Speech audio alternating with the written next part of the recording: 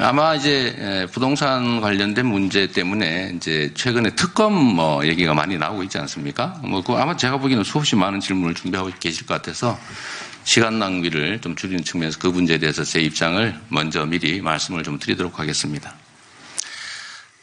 저는 지금 당장 야권에서 얘기하고 있는 이제 화천대유 또는 대장동 개발 관련된 이 검찰의 수사에 대해서 특검을 하자 이런 요구가 있고 또 많은 분들이 거기에 동의한다는 것을 잘 알고 있습니다.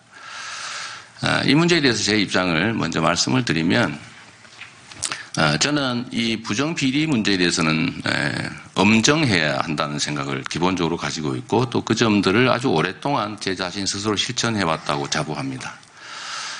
그래서 이 문제에 대해서 검찰의 수사를 일단은 국가기관이 하는 일이니까 지켜보되 미진한 점이 있거나 또는 의문이 남는다면 저는 그게 특검 형식이든 어떤 형태로든 더 완벽한 철저한 진상규명과 그의 엄정한 책임 추궁이 반드시 필요하고 그 점에 대해서 전적으로 공감한다는 말씀을 드립니다.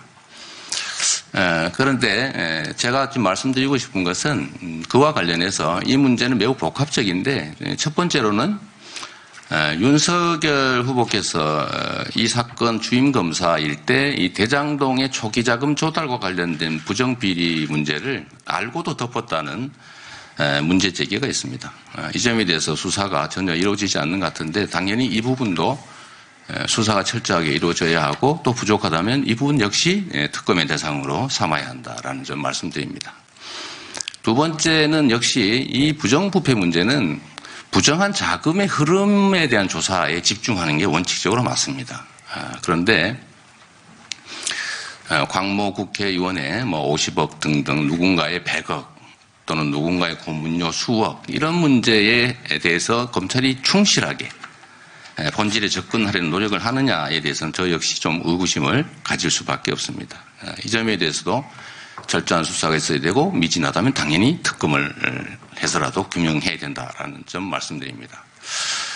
세 번째로는 이 설계와 관련된 부분인데 가장 큰 설계는 역시 민간 개발을 통해서 민간이 불로소득 개발 이익을 가질 수 있도록 법 제도를 만들고 또 LH의 공공개발을 포기시키고 성남시의 공공개발 시도를 다수 의석을 동원해서 막고 민간개발을 강요했던 이 부분에 대해서도 당연히 수사가 이루어져야 된다고 생각합니다.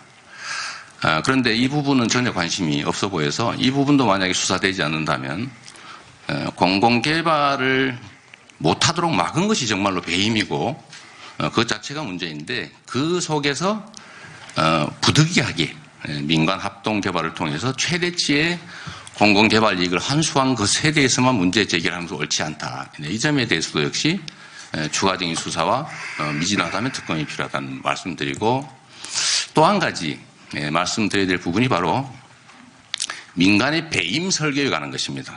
저는 민간 영역에 어느 정도의 이익을 최소한 보장하고 공공에서 최대한 환수하는 조치를 즉 공공환수 설계를 했는데 이 민간 영역의 투자 지분 문제나 아니면 이익 배당 문제를 들여다보면 사실은 수천억을 투자하고 전혀 이익 배당을 받지 않거나 또는 아주 소액을 투자하고 엄청난 개발 이익을 독점하거나 하는 문제에 대해서는 사실 민간 투자 참여자들 스스로 결정한 일입니다.